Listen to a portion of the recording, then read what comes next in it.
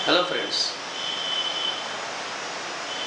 आज का विषय है एक्स्ट्रा मैरिटल अफेयर या हिंदी में विवाहेतर संबंध।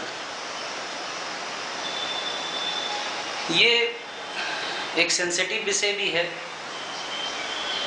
जिसपे हम ज्योतिष बोलने से बचते हैं,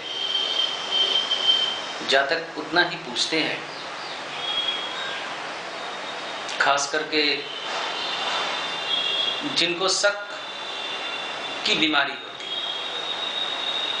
मैंने थोड़ा कठिन शब्द ही यूज कर दिया, बीमारी ही है एक तरह की। अफेयर पंचम भाव से देखा जाता है। मैं कुछ बिंदु बताने की कोशिश करूंगा, कुछ बिंदु बताऊंगा, लेकिन मेरी गुजारिश है उन बिंदुओं के आधार पर अपने मित्र की, अपने जीवन साथी की कुंडली देखकर किसी भी तरह के निर्णय पर कूदकर ना पहुंच जाए। कारण यह है कि यहाँ समय अभाव के कारण बहुत लंबा विषय तो मैं खींच नहीं सकता। दूसरी बात यह है कि कुछ जनरल बातें बताऊंगा जो कुंडली में ऐसे कॉम्बिनेशन देखते ही 100% लागू नहीं किए जा सकते। कारण फिर वही है कि दशा अंतरदशा और गोचर का परिवर्तन स्थितियों में परिवर्तन लाता है।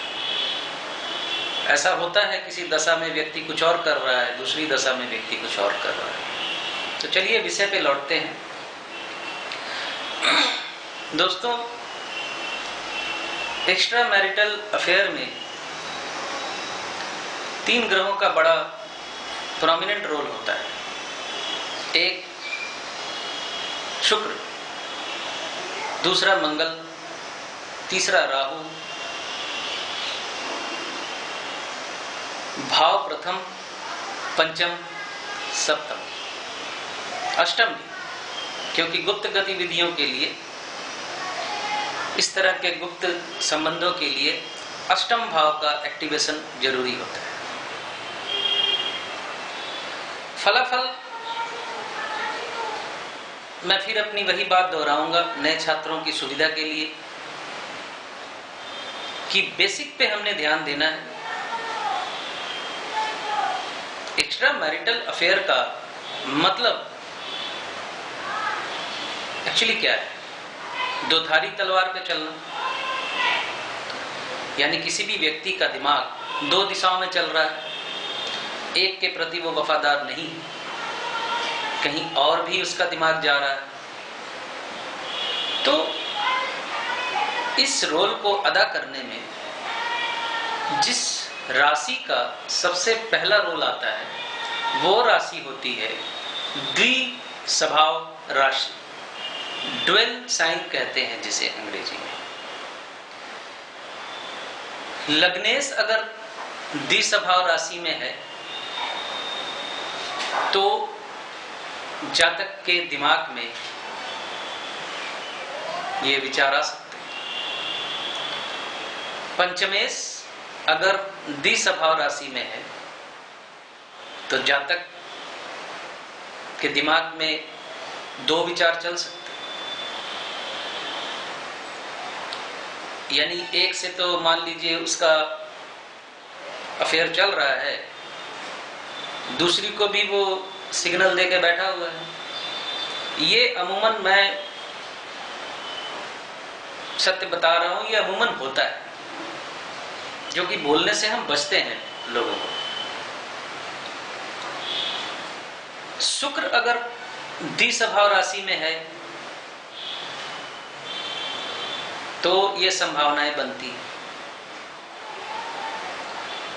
सप्तमेश अगर द्विस्वभाव राशि में है और वो द्विस्वभाव राशि अगर पंचम भाव में ही पड़ रही है और उस पंचमेश पे और सप्तमेश पे अगर राहु और मंगल का बैड इफेक्ट पड़ रहा है,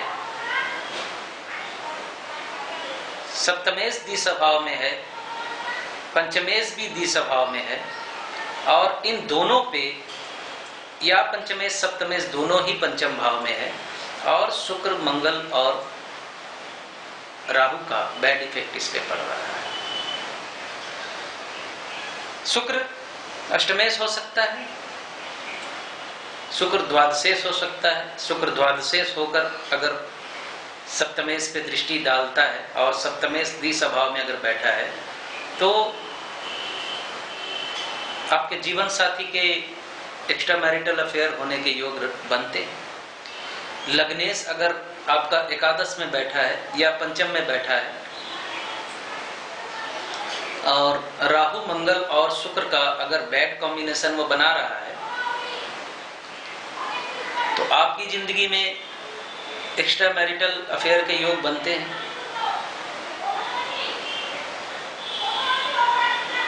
हाँ, ज्योतिष बताने से हिचकते हैं, या फिर ऐसा भी है कि कुछ ज्योतिष यही कॉम्बिनेशन बता के बरगला भी देते हैं। तो वो सबका अपना अपना विषय है, कौन कैसे क्या करता है। अगर पंचमेश द्विस्वभाव राशि में बैठा है, अब थोड़ा और सूक्ष्म हम आगे बढ़ें तो पंचमेश द्विस्वभाव राशि में बैठते हुए जिस ग्रह के नक्षत्र में बैठा है, अगर वो नक्षत्र लॉर्ड भी द्विस्वभाव राशि में जाके बैठ गया है तो इस कॉम्बिनेशन में बढ़ोतरी होगी, यानी इन फलों में बढ़ोतरी होगी। राहु किसी भी जातक की इच्छा को बढ़ाता है, वो इच्छा किसी भी चीज से संबंधित हो सकती है। यानी राहु अगर पंचमेश पे दृष्टि देगा तो पंचम भाव से संबंधित चीजों में जातक की इच्छा को बढ़ा देगा, इंक्रीज कर देगा। चलिए मैं एक उदाहरण के तौर पे एक लाइन में बताऊं एक बात, आप जरा ध्यान से देखिएगा। जो जातक जुआ खेल रहा है पंचम भाव, जो जातक ड्रिंक्स कर रहा है वो भी पंचम भाव, तरह तरह की, अगर वो कलाकारों की तरह ये विस्की भी पीनी है मैंने, ये विस्की भी पीनी है, ये ब्रांड भी लेना है, ये पंचम भाव है। तो शेयर मार्केट में इंटरेस्टेड है, जुआ भी खेलता है पंचम भाव, विभिन्न तरह की ड्रिंक्स भी वो लेना पसंद करता है पंचम भाव। तो ऐसा व्यक्ति आपको अक्सर एक्स्ट्रा मैरिटल अफेयर में भी मिलेगा, क्योंकि कलाकारी है उसके अंदर, उस कलाकारी को वो अंजाम पे पहुंचाता है, अंजाम देता है। गुप्त संबंधों के लिए दुनिया से छुप के जो काम करना है वो अष्टम भाव और द्वादश भाव इस कॉम्बिनेशन में सहायता करता है। मूलतः राहु शुक्र मंगल, मंगल अगर बुरे भावों का लॉर्ड होकर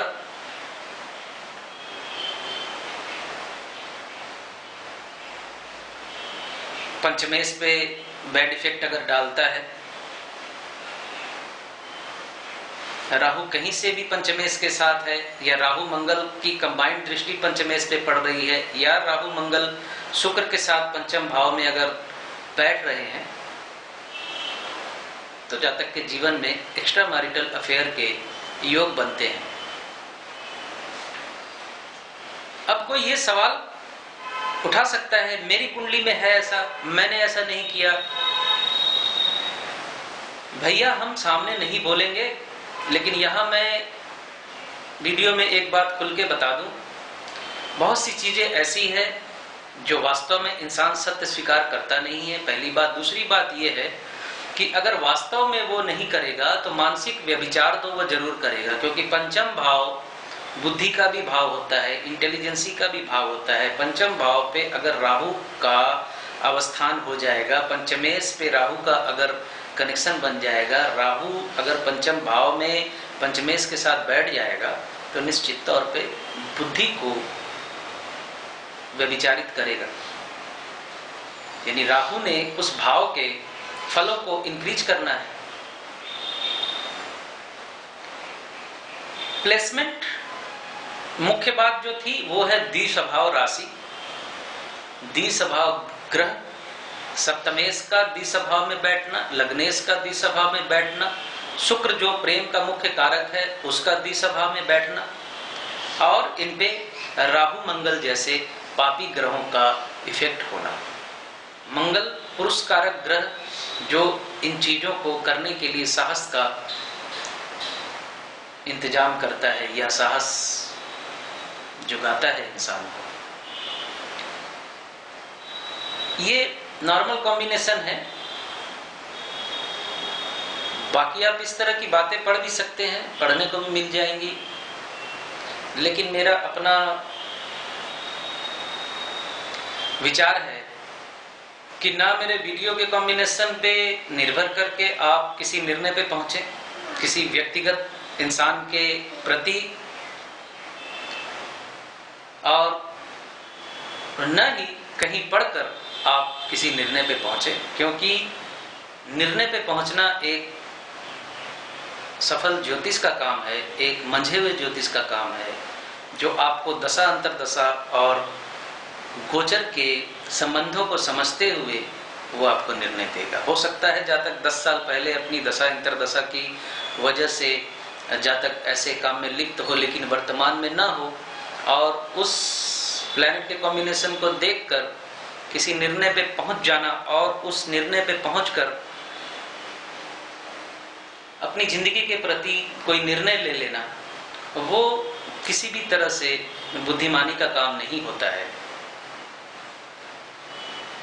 बस इतना ही कहना है मुझे।